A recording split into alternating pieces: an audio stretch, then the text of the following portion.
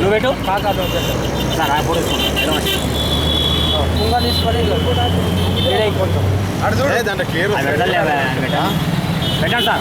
పెట్టండి sir bike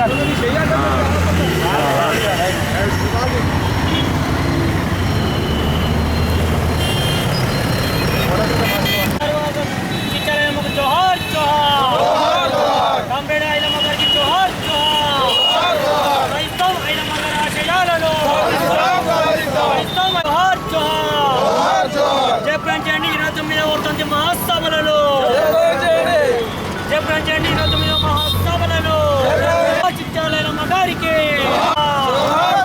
రైతం Ailamma గారి ఆశయాలను రైతం ఐలమ్మ గారి ఆశయాలను భూమి భక్తుల సంపాదన మహిళ మగరాశయాలను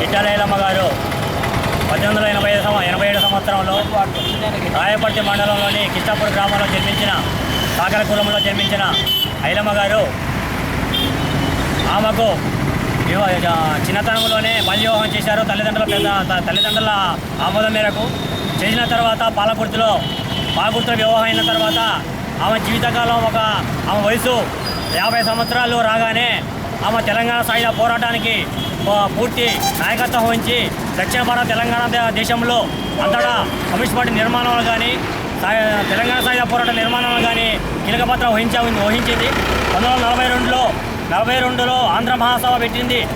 ఆంధ్ర మహాసభ సందర్భంగా ఆమె వారి ఉపన్యాసాలు మేము స్ఫూర్తినిచ్చి తెలంగాణ జిల్లాల్లో ఉండబడే 10 జిల్లాలలో అన్ని మండలాల్లో తాలూకా కేంద్రాల్లో ఉవ్వెత్తున ఉద్యమాలు చేయించి నిర్మాణం చేపట్టిన ఘనత ఒక కామ్రేడ్ చిట్యాల ఐలమ్మ గారికి దక్కింది.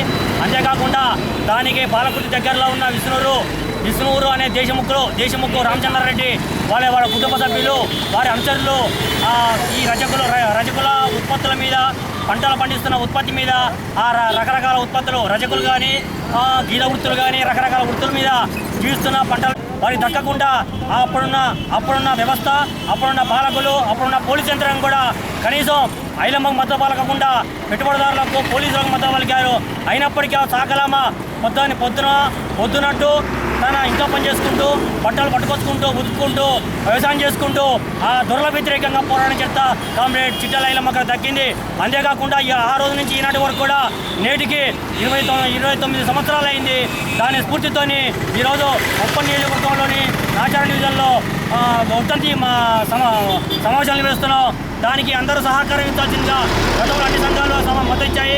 ఈరోజు చిట్యాల ఐలమ్మ గారు వర్ధంతి అనగానే కొందరు రజకులకి సంబంధించింది లేకుండా ఒక వృత్తి సంబంధించిన భావజాలంలో ఉన్నారు. అంతేకాకుండా రజకులకు సంబంధించింది కాదు, ఇది తెలంగాణ సాయుధ పోరాటంలో పాల్గొన్నది. తెలంగాణ సాయుధంలో ఉండబడే 10 జిల్లాలలో అందరు విముక్తి కోసం కొట్లాడిన కామ్రేడ్ చిట్యాల ఐలమ్మ గారికి స్ఫూర్తిదాయకంగా ఈ రోజున ఈ నాచారం డివిజన్లో మేము రజక సేవా సంఘం నుంచి రజక వృత్తిదారుల నుంచి మేము వర్ధంతి సమావేశం పెట్టాం.